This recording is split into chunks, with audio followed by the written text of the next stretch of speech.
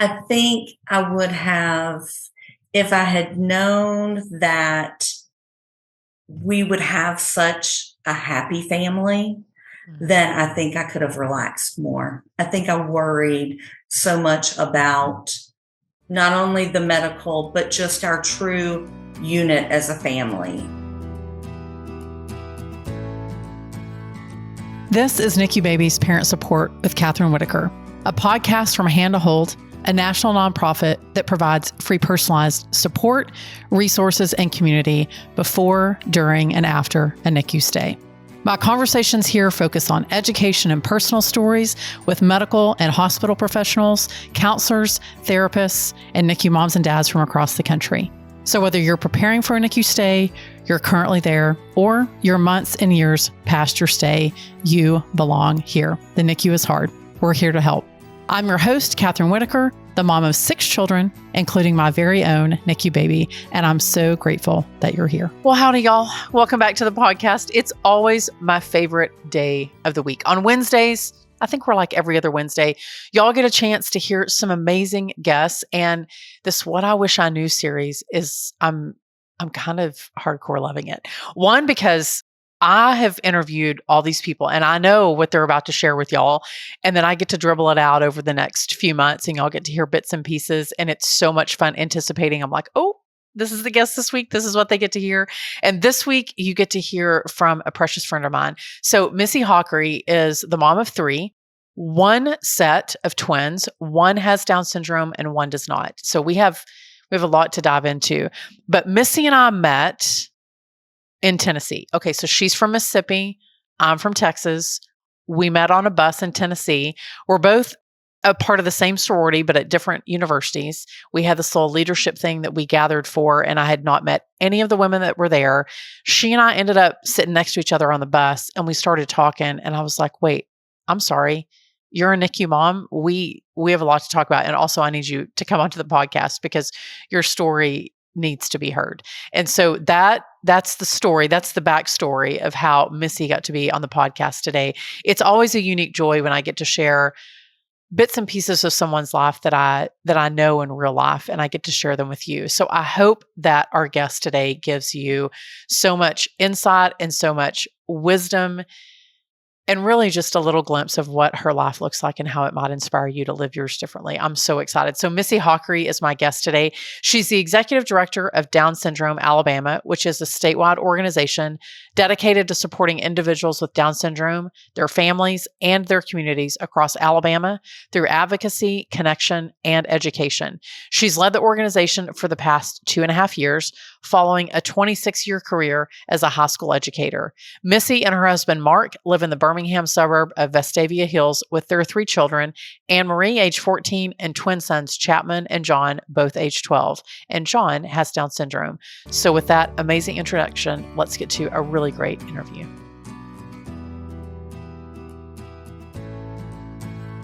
It's always fun when I get to have someone on the podcast that I know in real life. So Missy, thanks for being here. Thank you for having me. We met at this beautiful event in Tennessee, and then we ended up sitting next to each other on the bus. And then I found out that you were a NICU mom, and then the connections just kept coming. And I was like, okay, so this has been a long time coming. You should have been on the podcast a long time ago, but I'm glad that you're here. I think I'd like to start, maybe let's just start with birth story. So you had a 2-year-old, and then you have twins. First of all, do twins run in your family? They do not. Okay. And so when we got the ultrasound that we were having twins, I almost fainted, and my husband was jumping for joy. So I feel like it was a balance of emotions, but we were all over the place. I mean, easy for him to say because he's not the one that has to carry the twins, Exactly, right? Exactly. But really shock of my life. Oh, for sure. So when you found out that you were having twins, one, did you know the sex of the twins? And then did you know, I know that whenever you have a higher risk pregnancy, there are many anatomy scans. So was there anything that popped up anatomy scan wise that you were like, we should be worried about this? Anything like that? No, they were absolutely not. And in fact, we did not, we found out the sex that was one of the things with our daughter. I said I didn't want to, and my husband did. So we kind of waited until closer to her due date and opened it on Christmas. So that was kind of our present to find out what she was. But with the boys, I needed to know. I was like, I'm having twins. I've already been shocked. I need to know what they're going to be to kind of really prepare myself for that. And so with twins, you do have ultrasounds every single visit.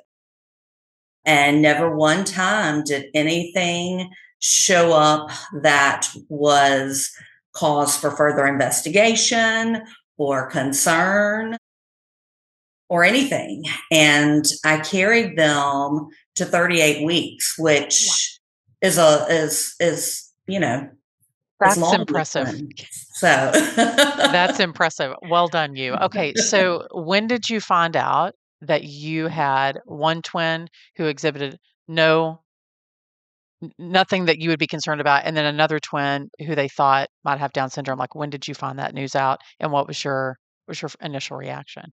It was it was right after delivery. And at first I noticed that the nurse was standing oddly close to me, and she was almost helping me hold the baby. I had one baby in one hand and the other baby in the other hand. And she was almost like, she was in my space is really what she was. And I'm kind of like, back on up. And I thought, that's just odd. Right. But when you have twins, there's so much commotion going on. There are all these people.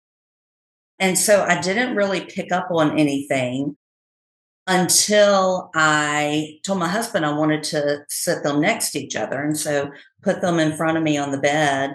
And I kind of looked and I thought, does this baby kind of look like he has Down syndrome? And I said to my husband, do you think this? And he said, stop, you're going to ruin the day. He does not, just stop. And so I was like, okay. And earlier in the day, our pediatrician had stopped by, and she just happened to be on call and happened to be there and saw our name and said, hey, I won't be back until you come in the office for your appointment. Well, at that point, the labor and delivery nurse knew that we had a relationship with her. She actually was also a sorority sister and was in another philanthropic group that I'm in with her. And so she walked back into the hospital room. And as soon as she walked in, my heart sank because I knew that she was coming to give us some news that we were not expecting. So, initial reaction, were you worried? Were you fearful? Were you neutral? Like, what was the initial thought? Fearful is, just terrified. She told us that the twin who doesn't have Down syndrome needed to go to the NICU. He was having, the little bit of breathing issues. And then she said, I want y'all to come sit down here on the bed. And she said, he is showing markers and signs for Down syndrome, and we want to have him tested. We're going to send him to the NICU as well. And Mark almost fainted. I became very distraught because you're scared. Sure. Your mind immediately goes to all the worst case scenario. It was hard. I can imagine that. Well, anytime you get a diagnosis that's not your baby's perfect, it takes a minute for you to reconcile what does that mean for our family, and then what does that mean for this baby. And we as moms, I think, worry, are we going to be enough for these babies? So, okay, so you have one baby who has Down syndrome, one baby who doesn't. How rare is that? How common is that? It feels like that might be rare, but maybe not. It's actually not as rare as you think. In fact, it's more like instead of 1 in a million, it's like 80 in a million, which that's still, fairly rare, but, not quite. In fact, we know probably 6 other families just in the Birmingham area who have one twin with and one twin without. Wow. So how did you navigate? So all of us are thinking, okay, I had one baby, and then you double babies, but then you have one baby who likely has more interventions, more checkups, more specialist visits. How did you do that, Missy? I'm thinking, how did you reach out for support? Like, what were some things that y'all did, and how did you balance the two normally developing, maybe not quite normally developing? It was, there were a lot of challenges because right after birth, we found out he also had a heart defect. And so we knew that we would be having open heart surgery. And that was something that you couldn't like schedule because you're waiting for that perfect time Right. of him to grow, but also not to, he had tetralogy of Fallot. And so there was a perfect window. And so there was no true planning of this. It was just a week to week kind of a thing. And so he had open heart surgery at 3 months. And once he was healed from that was when all of our early interventions started. And you're right, it's a lot. PT, OT, speech. We received both state early intervention as well as private pay at a place called the Bell Center here that is very close and near and dear to our heart. Because I felt like not only were the therapists his therapists, they were my therapists while we were sitting there as well. Sure. And I needed that. We didn't have family here, none of our parents. And so not having grandparents was hard. And we just had to rely on our neighbors and our friends. And I think that so many people just saw this is a family who we can pour into, whether it's bringing a meal or offering to take big sister to the park or offering to sit so I could go to the grocery store by myself. All of those things, kind of came as blessings to us. And, one day I had someone drop off a check in my mailbox. And at first I was like, oh, this is kind of weird. I don't know who it's from. It's made out to me a cashier's check from the bank. And it just said, use this for what you need. And Wow. I was like, I didn't know how to express my thanks and my gratitude. But this is also whoever it was, and I still don't know, they knew that we immediately jumped from one daycare to 3 daycares to therapy to 3 in diapers to all of these things that at the time I was a teacher. And, that's a lot for a teacher's salary and a printer. My husband's a printer. That's your whole salary. Right. Exactly. And I held our insurance. So quitting work was not an option either. So we just plunged through. A lot of it now is a blur. Yeah. But it was beautiful at the same time. Even though I don't remember all the minute details, I remember the chaos. And I remember thinking, at some point, I just want to be able to take my kids to Disney World. That was like in my mind. And I felt like if we can make it to Disney World, we're smooth sailing. And we did. We made it to Disney World. I mean, you mentioned it, but you had 3 kids under the age of 2, right? Yes. That's a lot of kids. And one of those is requiring a lot of extra interventions, a lot of extra time. Did you worry, Missy, that your normally developing twin and your 2-year-old might be suffering because you were pouring so much time and energy into the baby that needed the interventions? We tried very hard to always create a unit with all 3 of them. And I feel like I've worried about that more as they've gotten older than I did at that point.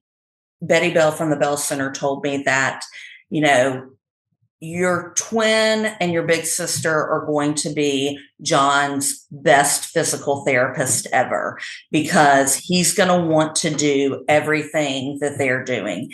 And that really is the truth. And the other big blessing that we had was that Children's of Alabama has an amazing cardiology department. And so we were able to have his surgery here. One of us was able to always be at home at night when the kids went to bed. And so through the various hospitalizations he's had, that's always been our deal, is somebody has to be at home with the other two. It may not happen until 10 o'clock at night, but it did. This podcast is produced by Hand to Hold, a national nonprofit, but we're more than simply a podcast. Be sure to download our app in the Apple Store or on Google Play, or you can visit our website to discover all the ways that we can support you as a NICU parent at handtohold.org. You can join one of our support groups, sign up for counseling, find loss and bereavement support, request a peer mentor, or check out our educational resources and family stories. And all of that is at no cost to you.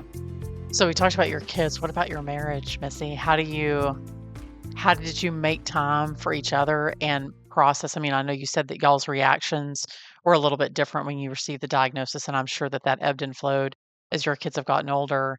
How did you attend to that, the highs and the lows? When the boys were about 3 weeks old, first, let me say this about my husband.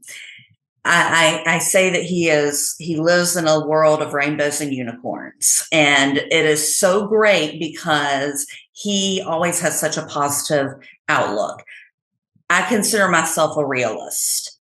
I'm definitely not a pessimist. I do see the glass half full, but I also am very real about it. And so at about 3 weeks, he said, and the boys were still in the NICU, he looked at me, and I remember exactly where we were standing, and he said, okay, it's time for us to put our big panties on and get at it. And so we did. We took about those 3 weeks to grieve. And it wasn't that we grieved John as a baby. It was like we grieved the baby that we thought we were going to have, that looked like Chapman, the twin. And at that time I thought, oh, they're not going to do twin things. But they did. It was just, it looked a little different, but they always did twin things, and they were always dressed like twins and that sort of thing, and have a great relationship with each other. But as far as our marriage from that point on, Mark and I say some of the most intimate and closest times of our marriage have been spent in hospitals, because you're just so raw and it's so out of your control. And all you have is each other sitting there and holding hands and praying. And I don't think you can get more intimate than that when your child is in surgery and you're just sitting there and waiting for a call to say he's off bypass, or he's on bypass, or he's been sewn up, or everything, And so I think those experiences early on taught us that we have to lean on each other. And that's the piece of advice that my husband always gives to new dads, is you need each other. You can't do this by yourself. And it's not fair for your wife to have to do it by herself. You need each other. You're so right. I can think of so many times that we sat in the hospital and it was just the two of us. And Missy, it was the one place that I felt like I could let my guard down, because when you're around family or friends or social media or in your neighborhood, you got to tell people we're doing this thing. But then you walk into that hospital room and you just finally just air it all out.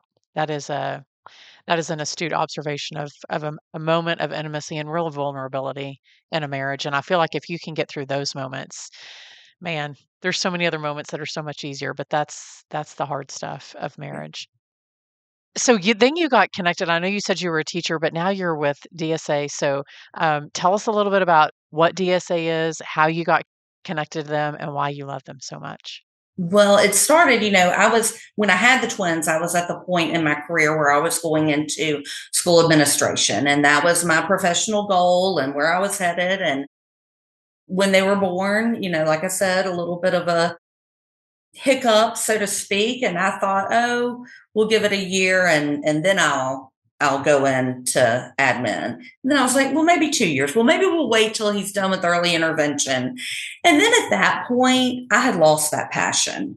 And I realized everything that I had been through with my kids and watching him work so hard at things that your typical child, it just comes so easy to. I thought, I don't know that my heart is in education in this capacity anymore. Right. I taught seniors for 26 years. I love seniors. I love that stage of life. But there's also sometimes that you're banging your head against a wall because sometimes you feel like you want it more than they want it. And so that's created an internal conflict in me. And so when my 25 years got here, I knew it was time because I was stale. I knew it was time for me to explore options outside of your traditional classroom. And so I did. And I really thought that it would lead me to like an online teaching.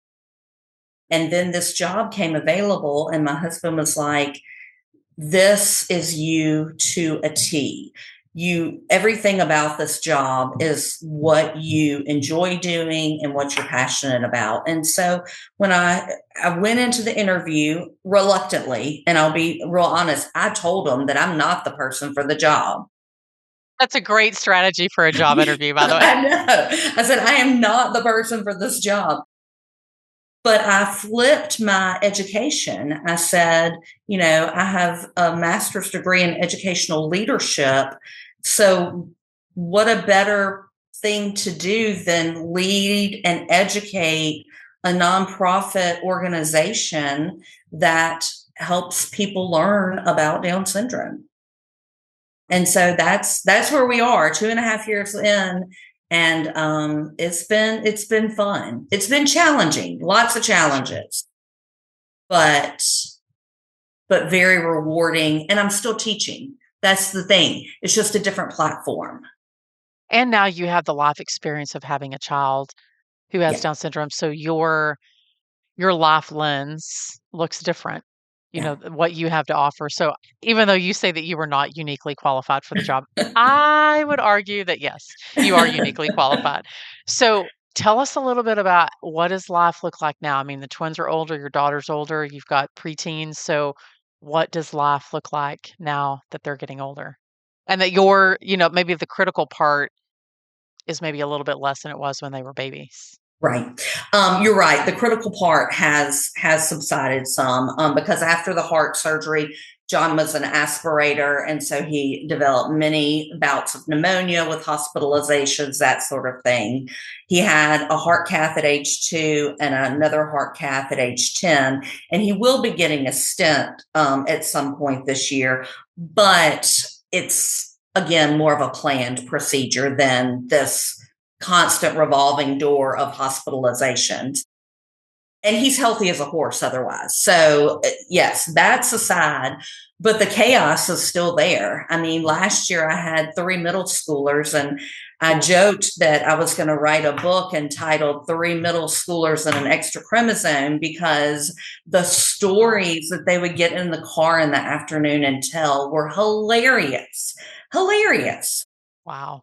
But just constant. So they're all very involved. So I feel like, now instead of running to therapies and doctor's appointments, we run to activities and events constantly.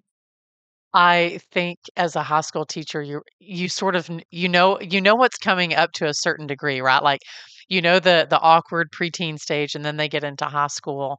And so I wish that we could have been a little fly on the wall in the car. I'm sure those were some good stories. I hope you wrote those down, even if the book doesn't come available. I hope you wrote those down for the kids. They're so We good. did. They're funny. So when you think about life after adulthood, like when your kids turn 18, and I know that looks different for every family who has a child who has Down syndrome, but what are some of your hopes for all 3 of your children? I hope that John will have an opportunity to live somewhat of an independent life. Now, what exactly does that look like? I don't know. It could be an apartment built in our basement or a mother-in-law kind of suite built, on our property. But things are changing so quickly in the special needs community. And now we have these post-secondary programs at colleges that is the point. It's to teach independent living, and it gives them a college experience just like their typical peers and offers these resources. There are homes that are being built that are not institutional kind of homes, but a true house that you have roommates. So what exactly it's going to look like, I don't know. But I do hope, my dream is for him to have as much independence as possible. And then for his siblings to also be able to have their own independent life before something happens to Mark and I, and they have to step in the roles of making sure that he is getting all his needs met. Right. What do you wish, Missy, somebody had told you all those years ago when you got the diagnosis that you had twins and that one of them had Down syndrome? What do you wish someone had said to you? First, not to be scared. Because again, if I can keep one mom from feeling this way I felt the day that my boys were born, then I've done my job. And that's all I'm really asking for, is one mom to just trust and know it's going to be fine. But I think the humility that having a child with special needs brings to not only your own self, but your family, because of my experiences with John, I think I parent very differently than I would have if he had been typical. Right. I can relate to that. I think you transform as a wife, but certainly as a mom and as a human. You can't remain unchanged with something that big in your life. It just Right. You either change for the better or for the worse, and I'd like to think that most of us change for the better. I've been asking this question at the end of every interview because I love hearing what people have to say. So it's because the theme of the season is what I wish I knew. What do you wish that you had known? What do you wish? What do you wish? Like, if I had known this, I might have done this differently.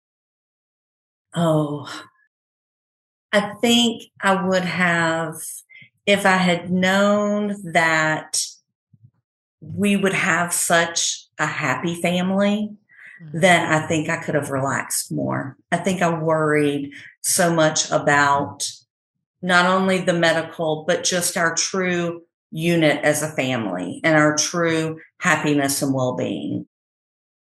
Because, everything comes crashing down in that moment of a diagnosis.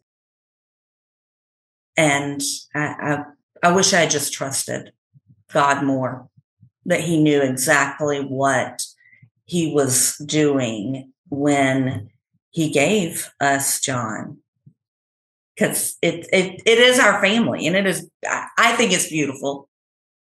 I think your husband's rubbing off on you. Maybe he is. Maybe he is. If you had only known what a happy family, that's a really good way to end it. Missy, thank you for the gift of your story, because I think people needed to hear it, but also for the hope that you gave a lot of families who may be in your shoes. So thank you.